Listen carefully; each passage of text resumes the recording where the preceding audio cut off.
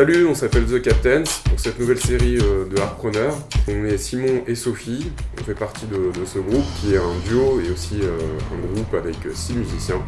Et donc on est là pour parler de notre expérience, de ce qu'on fait dans la vie et comment on entreprend les choses par rapport à la musique. J'ai rencontré Sophie et Simon un soir à Paris. J'étais au Café Dose à Grand Boulevard et quand je les écoutais, je sentais vraiment que le partage et l'énergie étaient là. Ils se donnaient à fond et ça se voyait que la musique c'était plus qu'une passion pour eux. Ils m'ont fait rentrer dans leur univers, on a discuté et j'ai beaucoup apprécié leur authenticité. C'est mieux comme ça. En fait, ça se fait pas en un claquement de doigts, la musique. C'est-à-dire que quand on décide de faire de la musique professionnellement parlant, il y a une grosse différence entre le fait de faire ça par plaisir, ce qui était mon cas jusqu'à présent. C'est-à-dire qu'avant de rencontrer Simon, c'était vraiment un plaisir pour moi. Je gardais même un peu ça pour moi d'ailleurs. C'était Et c'est vrai que quand on bascule sur le professionnel, surtout dans notre cas où on entreprend nous-mêmes les choses, c'est-à-dire qu'on n'est pas dépendant d'autres personnes, on entreprend nous-mêmes. Et la différence, elle est que il faut se mettre dans sa tête qu'on fait ça 100% de notre temps.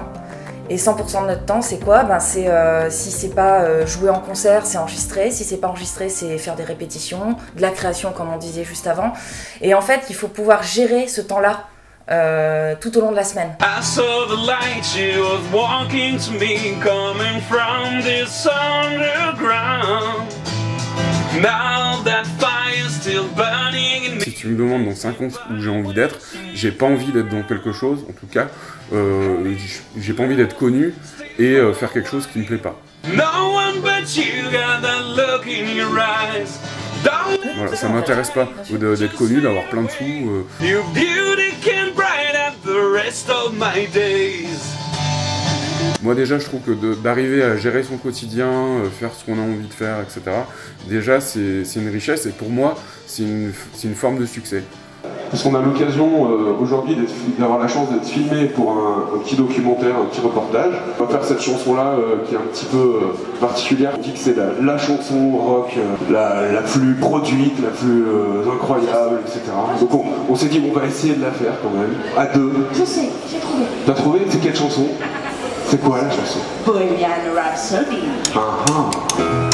Nous, on n'est pas différents, il faut pas penser non plus magie musique. Bien sûr qu'il y a de la magie, c'est-à-dire que à la base c'est une passion qui se transforme en métier, donc comme tout métier artistique c'est passionnant. Mais il y a la réalité aussi qui est là, il faut pas l'oublier. C'est pas parce qu'on est des artistes qu'on est à 10 000 lieues de la réalité et on est tous pareils, il faut bien faire ses courses tous les mois, manger et payer ses factures, ses impôts et on est tous pareils. Et pour ça il faut quand même une part de réalité qui du coup va peut-être empiéter quelque part sur l'aspect un peu plus artistique et rêveur qu'on peut avoir ou qu'on peut nous donner comme image, parce que souvent les gens aussi ressentent ça en tant qu'artistes, et en se disant « Oh mais c'est le plus beau métier du monde, vous vous rendez compte, vous passez votre temps à jouer de votre instrument, à créer des chansons, à chanter. » Bien sûr qu'on passe notre temps à ça, mais pour nous, comme il y a l'aspect professionnel et rentabilité malgré tout au long de l'année, il y a aussi l'aspect réalité et il faut quand même penser à ça, quoi. Donc je suis assez d'accord avec toi, il faut essayer de combiner les deux, de pas s'oublier d'un côté comme de l'autre. Et ça c'est un vrai challenge aussi ça. Alors c'est une première partie, c'est le feu, on est chaud quoi, chaud. Non c'est cool, t'as vu il y avait pas mal de monde là.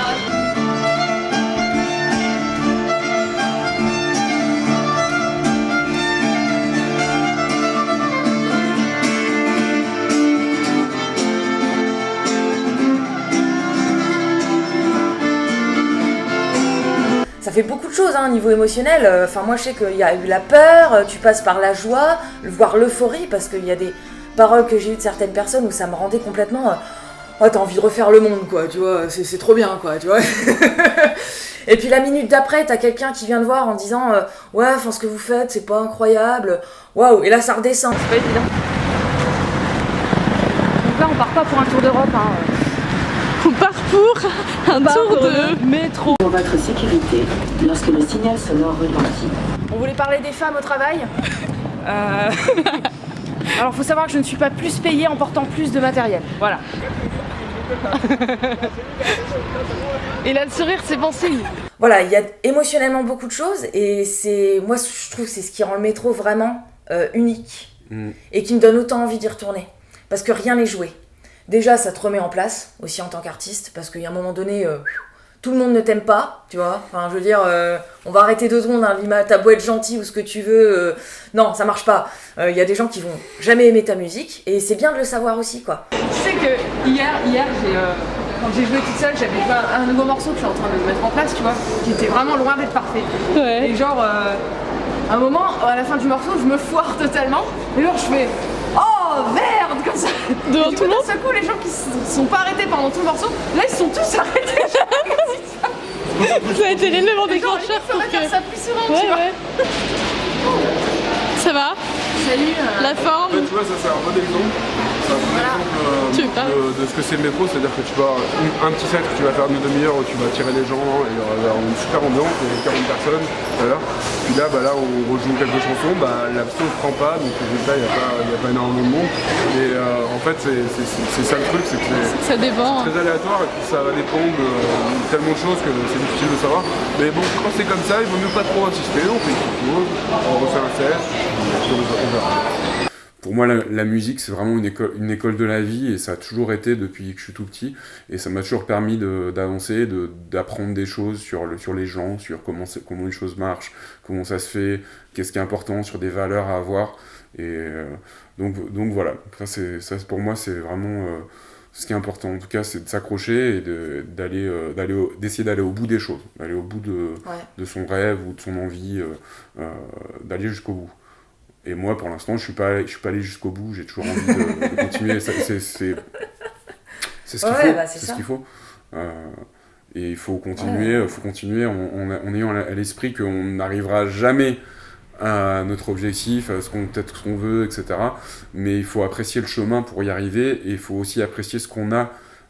Et si on a la santé pour le faire et l'énergie pour le faire, déjà c'est super. Donc on croise les doigts et pourvu que ça dure. Voilà.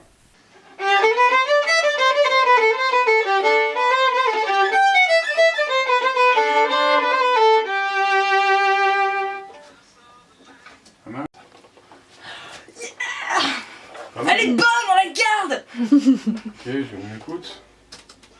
Moi, je rajouterais un truc quand même, qu'un artiste m'a dit. C'est quoi? C'est les 3 P, c'est ça? Persévérance, patience et... Ah ouais, et un artiste que j'ai la chance de rencontrer, que j'adore, qui est connu pour moi. C'est les 3 P, passion. Voilà, keep passion. You know, keep passion. Non mais c'est vrai, sans la passion, on n'arrive à rien. Je pense il a raison. Et en fait, moi, quand il m'avait dit ça, cet artiste, ça m'a vraiment frappé. Et je dis, ouais, ça a l'air bête comme ça, bête et méchant, mais ouais, garde la passion. Si t'es pas passionné, peu importe le métier artistique que tu feras, ça va pas durer longtemps. Non mais on est d'accord. Non mais c'est un peu ce qui fait marrer, c'est la loi des 3 P. Persévérance, alors, patience, les gars, passion. Ce qui est important, c'est la loi des 3 P. Les 3 P. Persévérance, patience, passion. Magnifique. Oh. C'était beau. Allez, au revoir tout le monde. Et puis bonne musique et bon projet à vous. Et kiffez la vie. Ouais.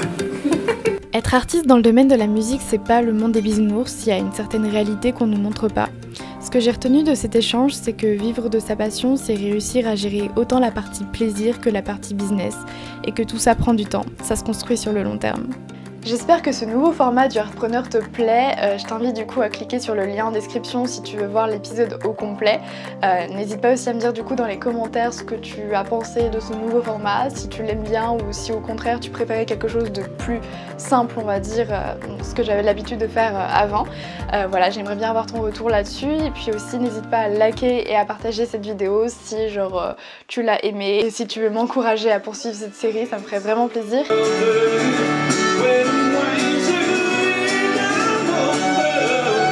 Ne faites pas ce métier. Non, parce que si vous faites ce métier, après il y aura trop de concurrence, les gars. Je veux dire, c'est pas possible, on est déjà trop sur le marché. Non, c'est pas possible. Alors, t'as fini là? Oh merde, bien se pareil. Le stress continue. J'ai ma moite. Ça va, t'as des gants. Je sens la tension qui va. Arrête, il n'y avait pas moustache, il faut pas faire photographier. Comment? Faut mettre moustache. Dans notes. Non mais sérieusement, vas-y viens.